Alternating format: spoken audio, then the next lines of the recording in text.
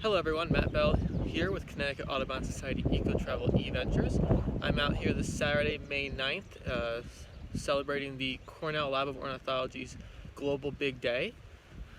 I'm going to be visiting some of the local birding spots throughout the state of Connecticut to see what we can find, what special birds we can find to help this global cause to bring some recognition to the worldwide diversity of birds. So let's take an adventure and see what we can find. My first stop today is out here in Sharon, Connecticut, in the northwestern portion of the state. This area of the state is highly underbirded, but holds a lot of hidden gems, including our own Connecticut Audubon Society Goshen Preserve, known as the Croft Preserve. That preserve is a beautiful preserve. It's really kept more for property management and kept wild, not really any trails there. There is one logging road you can walk on, and there's a wonderful chance of you hopefully seeing a ruffed grouse or a northern goshawk, two of the harder to see species in Connecticut at any time of year. I'm out here this morning because there has been a common gallinule reported in this general locale over the past week or so, so I'm going to give it a shot and see if I can find it. Let's go!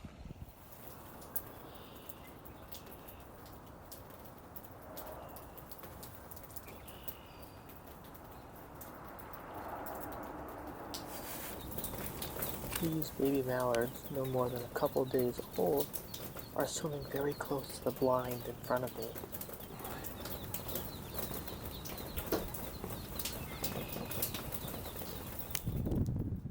One of our most common warbler species in the state is the yellow warbler. This one, apparently a female due to the lack of red streaking on her breast, has been hopping around the base of the blind for a bit, looking for insects and other food sources close to the water.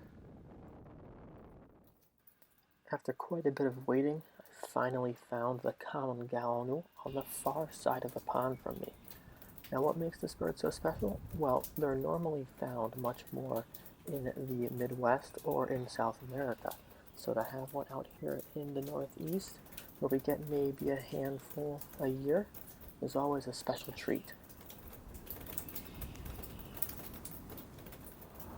As an added bonus, these wood ducks just swam out from the reeds. A very skittish species, they're unique in that they nest in trees and tree cavities.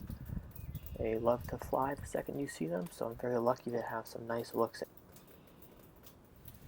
On my way back to the car, I ran into another yellow warbler, this time a male, and he's perched in an evergreen tree, nice and patient. I am now safely at my next stop, Hammonasset State Park down in Madison. This is one of the best birding spots in the state.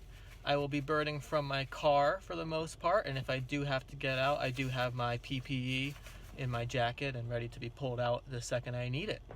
Let's see what we can find here, see if there's anything unique and special. Standing water can frequently be found on the west end of the park, providing close looks from the car at species such as this lesser yellowlegs as they begin their journey north to their breeding grounds.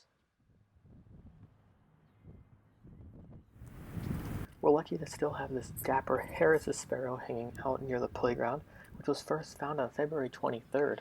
Normally found in the Great Plains, this larger sparrow species is arguably one of the prettiest sparrows in the country.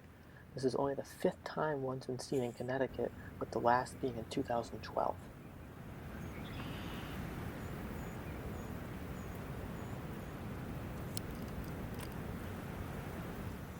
Also hanging out with the Harris's sparrow is its close cousin, the white-crowned sparrow, a common migrant through the state in spring and fall. What better way to finish a wonderful day than checking out what birds are in your very own yard? Let's see what I can find.